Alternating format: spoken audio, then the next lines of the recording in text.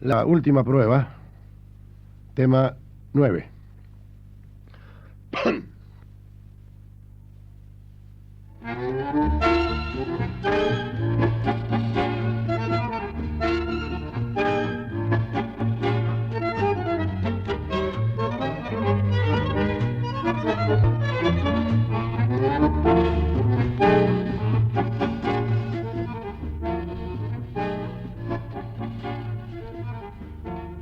La última prueba. Tal vez soñó con ser escritor, quizá poeta, o en una de esas, periodista. Desde adolescente, desde las aulas del Colegio Nacional, visitaba puntualmente las mesas examinadoras de marzo con su compleja y postergada carga de indescifrables polinomios, de ininteligibles leyes de la física, de las áridas fórmulas de la química. Es que Daniel amaba más a Víctor Hugo que a Pitágoras. Daniel amaba más a Verlaine que a Newton. Se sentía más a gusto con los cuentos de Borges que con los principios de Arquímedes. Más a gusto con la Nora de Ibsen que con los catetos y las hipotenusas al cuadrado. Y así se fue construyendo, casi de espaldas a la rigidez de los programas establecidos, a la disciplina impuesta por el boletín de clasificaciones. Amanecía todas las mañanas con los ojos fatigados por las largas vigilias de la lectura ávida y afiebrada, con la compañía de los maestros de la prosa, de los orfebres de la lírica, mientras borroneaba y borroneaba ardientemente cuartillas y más cuartillas en la búsqueda de ese estilo que ambicionaba en sus sueños. Ser escritor, tal vez poeta, periodista. Le importaba buscar la manera de expresarse, de volcar en una página cualquiera todas esas inquietudes que le crepitaban adentro. Todo ese bullir de la mente, toda esa sincera espontaneidad del sentimiento. Llegar a la gente, alcanzar el milagro, la magia de llegar a la gente.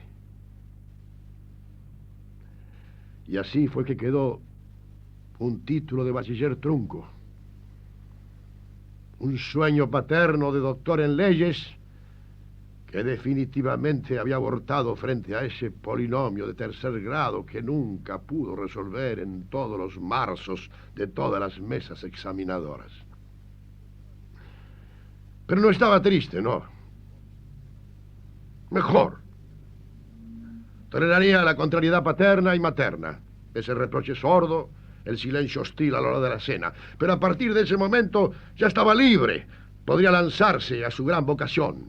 Periodista, aunque tuviese que empezar bien de abajo en eso de clasificar fotos, de ordenar archivos, de leer pruebas, de investigar estadísticas, pero vivir entre el clima febril de las redacciones, escuchar el tintineo de las máquinas de escribir el lenguaje misterioso del télex, el prólogo excitante del cable. Y ya llegaría el día de su gran primera nota, periodística, su firma al pie en tipografía destacadísima. Daniel Macera, crítico literario. No, mejor, crítico teatral. Aunque de tanto oír hablar a aquellos monstruos de aquella antigua crítica de Botana, aquella que llamaban respetuosamente la catedral del periodismo, podría dedicarse a escribir notas de colorido popular como las Rison o aquellas aguafuertes de Roberto Ar.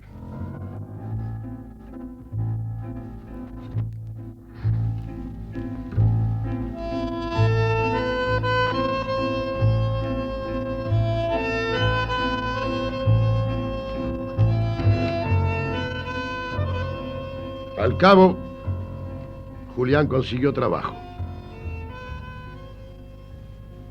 Traspuso el umbral de una fachada imponente de sobria arquitectura. Transitó corredores, pasillos, ascensores, hasta que un señor maduro, de enormes gafas y expresión imperturbable, lo sometió a un examen. Le preguntó por las esdrújulas, por las graves, por el acento ortográfico, por el prosódico, por el sujeto, el predicado. Lo llevó amablemente por los adverbios, algunos prefijos, algunos cuamperfectos. Luego le exigió una prueba de dictado para verificar su ortografía, le dijo. El uso correcto de la puntuación. Y como último requisito, una composición sobre la ciudad. La ciudad que tanto conocía Daniel. Bueno, al día siguiente Daniel Macera, con el entusiasmo de sus 19 años, con una lapicera en ristre y una cuartilla ante sus ojos, inauguraba sus funciones periodísticas como ayudante de corrector de pruebas. ¿Vos sabés qué es un corrector de pruebas? Es el personaje más anónimo, el más ignorado en toda la mecánica de ese febril proceso periodístico. Es el habitante más oscuro de toda esa trastienda de un diario en las vísperas del cierre de la edición. El que nunca aparece con la más levísima mención. Y sin embargo es él el que lee el diario antes que nadie. Mucho antes de que llegue a tus manos. Cuando vos se lo compras al canillita. Él viajó antes que vos por todo el mundo. Montado en un cable. Subido a un telex. Antes que vos se enteró de todos los avisos clasificados. De la casa que se vende, del auto que se permuta, de la exposición de cuadros, de la crítica del último concierto, de los pormenores del crimen, del conflicto bélico en Oriente. Antes que vos, transitó apresuradamente por las necrológicas. Se enteró de los próximos estrenos del cine, los pronósticos del tiempo, las recetas culinarias, el golazo de Kempes, el smash de Vila, los graves no muy bien manejados por Yepes en su último recital de guitarra. Todo. Del choque entre un camión y un colectivo. Afortunadamente sin desgracias personales. Y del campesino que por celos degolló a su mujer allá en una aldea de Sorrento. Siempre la lapicera en ristre. Siempre una cuartilla ante los ojos. Y una prueba de originales en el argot de las redacciones y de los talleres de impresión llaman de galeras. Hasta parece un estigma de galeras. ¿Te imaginas a los? Una condena, ¿verdad? Los trirremes.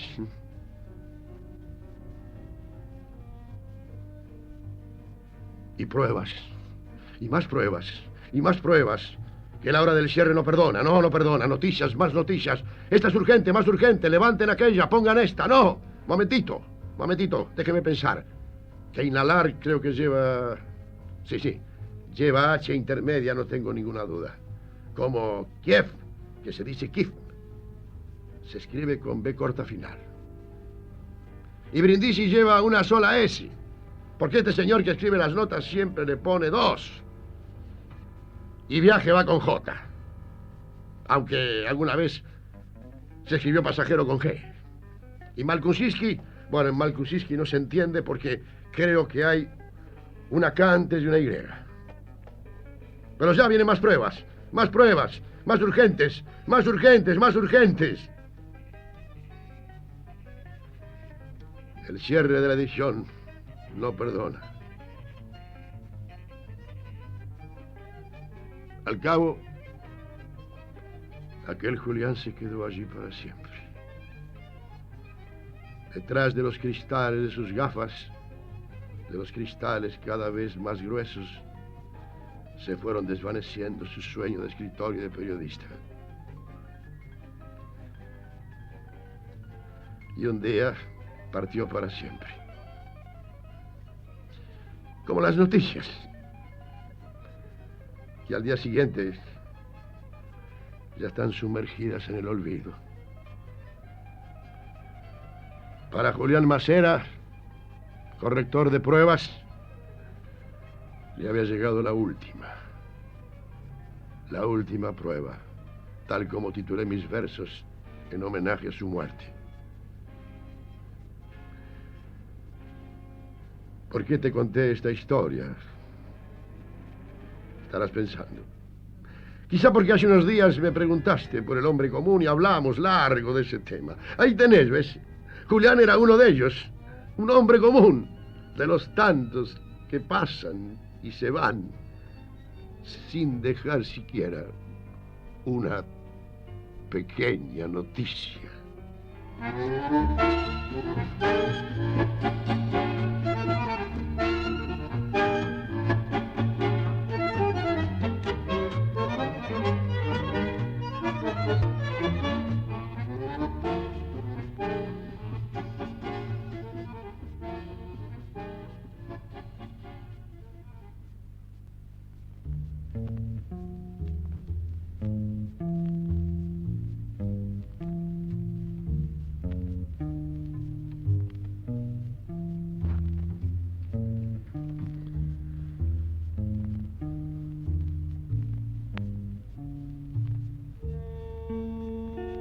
Qué vida la vida de Daniel Macera.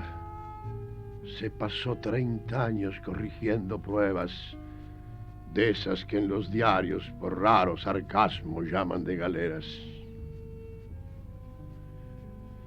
Y así se le fueron pasando los días, los días, los días, cada vez más vieja su antigua miopía. Cuidar la sintaxis, ver la ortografía, los tiempos del verbo, la cacofonía, que el punto y la coma, que el punto seguido, que a veces la frase se cambia el sentido. Y así se le fueron pasando los días, los días, los días, como las noticias, camino al olvido. Política, fútbol, cine, policía, bolsa de comercio, cosmetología, remates, acciones, quiebras judiciales, arte de comercio, reuniones sociales, casa que se vende, auto se permuta, cable de Chicago, otro de Calcuta. Noticias, noticias, el mundo, la vida. Y así se le fueron pasando los días. Cada vez más vieja su antigua miopía.